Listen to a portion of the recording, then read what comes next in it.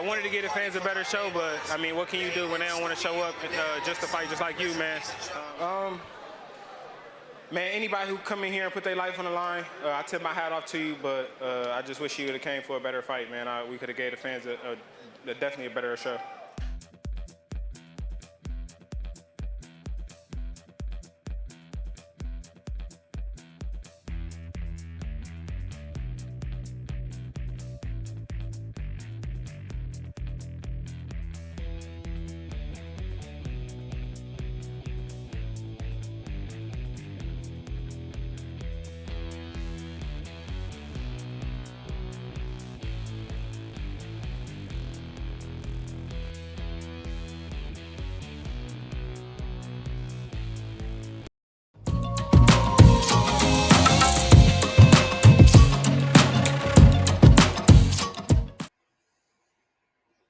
Hello folks, welcome to the channel.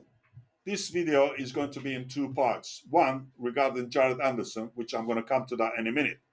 And the other one is I hope this part helps those who might have this problem later on in life. Now, unfortunately, I climbed up to the roof the other day to clean the gutter. And I fell down and I broke this collarbone. So I rushed down to the hospital and I x-rayed it and they found that it snapped in half. And I done my wrist and I done my thumb, broke my thumb as well. So they said there's nothing they can do about it. It's not like when you break your arm, they put into a plastic cast and put into a sling and you hold it like this until it heals. But this collarbone here, they can't put into a plaster. So they give you a sling like this and you have to put your arm in a sling like this. And you have to wear it for 8 weeks until the bone heals.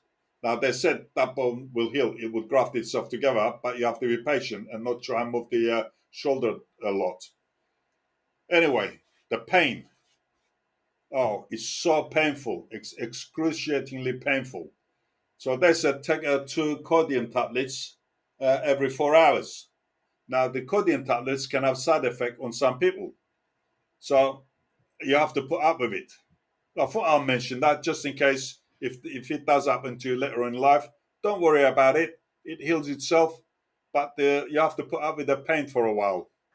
And if you got someone to help you when you get up in the morning to have a shower and change your clothes, that's even better because when you're trying to have a shower and change your clothes, the pain is so unbearable. You have to lie down after you have the shower. Anyway, I thought I'd mention that just in case if it happens to other people, that might help them. Anyway, let's go on to Jared Anderson. I was very, very disappointed because when I give my predictions, I like my predictions to be correct. And in this case, Jared Anderson let me down. So let's kick things off by acknowledging the accuracy of my predictions. Out of 15 fights, I've accurately predicted 13 winners. And one of those predictions was Jared Anderson versus Riyad Merhy bout, where I call Anderson's victory. But it's not the way I wanted it to go. I thought Jared Anderson was going to knock him out within 3-4 rounds because of the class difference. And Merhy came up from a cruiserweight to heavyweight, and after I watched him fight last 3 fights, I thought Jared was going to knock him out. But I was wrong. However, I need to backtrack on a previous prediction. I previously claimed that Anderson will become a world champion within 3 years. Now I'm retracting that statement. And here it is, my hand up high, I was wrong. And here is why. Anderson lacks the necessary drive and determination. His focus seems solely on making a quick buck and calling it quits. The fight with Merhy highlighted this. Merhy seemed disinterested, merely showing up for a paycheck and eager to return to Belgium to eat those Belgian chocolates to put on weight, to become a heavyweight rather than a cruiserweight. Throughout the 10 rounds, Merhy was reluctant to engage, barely throwing any punches and keeping his guard up as if he didn't want anyone to see his face, as if he was an illegal immigrant that he didn't want the coppers to know where he was. It was worse than a sparring match.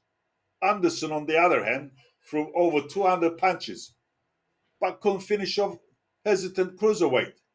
He couldn't figure out how to open Merhy up and get him to drop his guard. All Anderson did was punch or jab at Merhy's guard, failing to adapt his strategy throughout the 10 rounds. Sorry, I got to keep on popping to kill the pain. This is a prime example of a hyped up boxer facing weak opponents to boost their image. Anderson's performance fell short of expectations. That's why I've gone off of him now. Some might argue that he's still young and learning, but that's just an excuse. He's had 17 fights already. Compare that to Usyk, who became a world champion after 21 fights, or Hergovic, who's now the number one contender for the IBF title after 17 fights. Same amount of fights over Anderson. These fighters display passion and determination. Unfortunately, Anderson's ambition seems limited to making a quick buck before retiring in a couple of years. I think I heard him say that. Top Rank and Bob Arum should consider looking at other promising heavyweights rather than handpicking opponents for Anderson. Bob Arum should stop walking in a cherry orchard with Anderson and both picking the juiciest cherries for Anderson to fight next, as he appears to be another hyped up fighter only in it for the money. Anderson lacks the knockout power and boxing intelligence of elite heavyweights like Joshua, Usyk, Fury, or Du Bois, or many others. His techniques is flawed, with wide stances and other areas that prevent him from capitalizing on opportunities. The fight against Merhy made this evident. Anderson's only chance for improvement lies in changing his trainer and his mindset. He hasn't got the IQ, boxing IQ. Otherwise, he stands no chance against elite heavyweights. So what do you think, folks? Am I right or wrong? Put your comments below and share them. And see you next time.